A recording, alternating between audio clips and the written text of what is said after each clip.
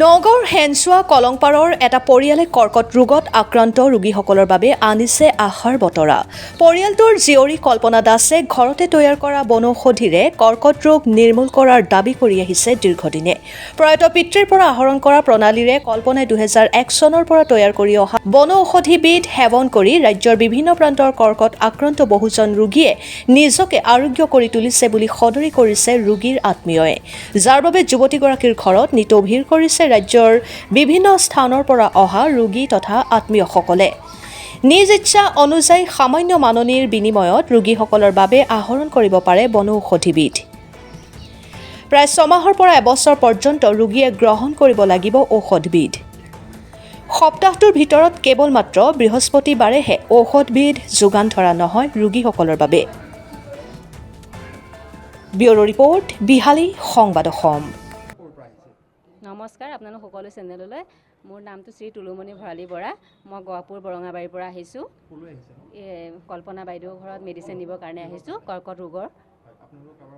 আমাৰ ভিনদেউৰ হৈ আছে। আমাৰ ভিনদেউ এতিয়া 2.5 মাহ হৈছে মেডিচিন চলি থকা। এতিয়া বহুতখিনিয়ে যথেষ্টখিনি মানে আমি ছাকচেছ হৈছোঁ। কিমান দিনত হৈছিল অসুখটো? আপোনালোকৰ ভিনদেউৰ অসুখ হোৱা কিমান দিন? আমাৰ ভিনদেউৰ অসুখ হোৱা আমি 2 মাহমানত মানে পাইছোঁ। তাৰপিছত মেডিকেললৈ লৈ গৈছিলোঁ। তাৰপিছত আহি পেলাই বাইদেউ মানে তেতিয়া লিংকটো পালোঁ। লিংকটো পোৱাৰ পিছত ইয়াৰ পৰাই খুৱাই আছোঁ। আজি সৈতে 5 বাৰ হ'ব আমাৰ। এতিয়া বহুতেই ভাল হৈছে, আৰু বাইদেৱে কোৱা মতে 9 মাহৰ কাৰণে। আমি কেমৰ ৰেডিয়েশ্যন দিয়া নাই। 9 মাহ বুলি কৈছে বাইদেউ। এতিয়া সুস্থ হৈছে। আগতে মানে খোৱাৰ ক্ষেত্ৰত অলপ অসুবিধা হৈ আছিলে। আমি নাকেদি পাইপ দি খুৱাইছিলোঁ। এতিয়া বৰ্তমান নিজে খাব পৰা হৈছে। ঔষধ খোৱাৰ পিছত নিজে খাব পৰা হৈছে। মোৰ নাম শ্ৰী কল্পনা দাস, ঘৰ হেনচুৱা কলংপাৰ, নগাঁও।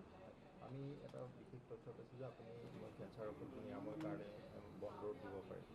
কিমান দূৰ সঁচা আৰু কেতিয়াৰ পৰা কৰি আছে? হয়, এইটো সঁচা কথা। মই দিয়া নাছিলোঁ। প্ৰথম মোৰ দেউতাই দিছিলে। দেউতাৰ 2022 চনত মৃত্যু হোৱাৰ পাছৰ পৰাহে মই দিবলৈ আৰম্ভ কৰিছোঁ। এনেও মই 2001 চনৰ পৰা দেউতাৰ লগতে জড়িত হৈ আছোঁ আজিলৈকে, আৰু তেনেকেই দি আছোঁ। আৰু আমাৰ ঔষধ খাই বহুখিনি মানুহ উপকৃত হৈছে।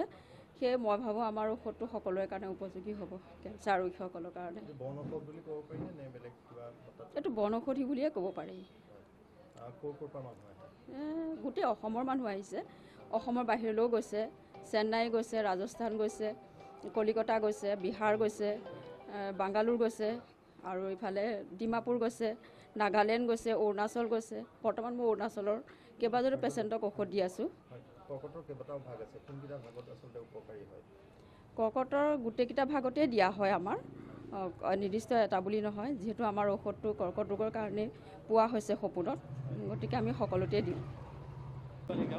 মোৰ বাইদেউৰ কেঞ্চাৰ হয়, লাষ্ট ষ্টেজ। আপুনি ক'ৰ পৰা আহিছে? তামোলপুৰ ডিষ্ট্ৰিক্টৰ পৰা আহিছোঁ। মোৰ বাইদেউৰ কেঞ্চাৰ লাষ্ট ষ্টেজ বুলি কৈছে ডক্টৰে।